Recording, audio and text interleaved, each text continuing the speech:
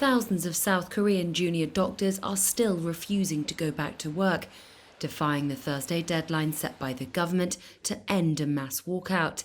처분을 하기 전에 Vice Health Minister Park Min-soo told a briefing the physicians risk having their medical licenses suspended if they do not return to hospitals. He added that as of Wednesday, only 294 of the more than 9,000 trainee doctors are back at work. Two-thirds of the country's junior doctors have walked off the job to protest the government's plans to increase the number of students admitted to medical school.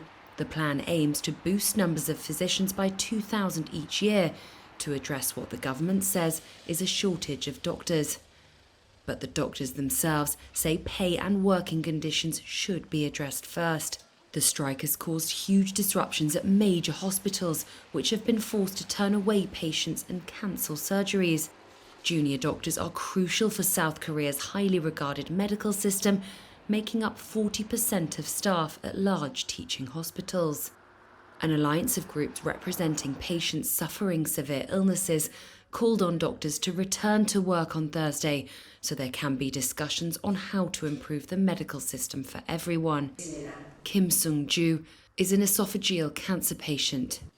이런 환자들의 치료가 지연되고 있고 There are news reports about the delayed treatment of patients, and the fact that the situation could drag on is deeply disheartening and frustrating for patients in severe conditions and their family members who rely on surgery or cancer treatments. Due to the reality of a medical vacuum, there are no alternatives.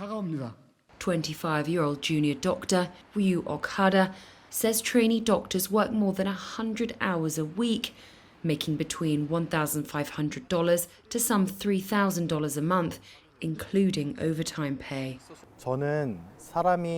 I wanted to become a doctor because I want to stand next to the people when they are at their most vulnerable, when they're lonely and in pain. For this reason, I decided to work at the emergency centre. However, the government is only pressuring trainee doctors unilaterally, without dialogue, and threatening to arrest us. South Korean President Yoon Suk-yeol vowed on Tuesday to go ahead with the plan and said there was no justification for the protests this reform had triggered.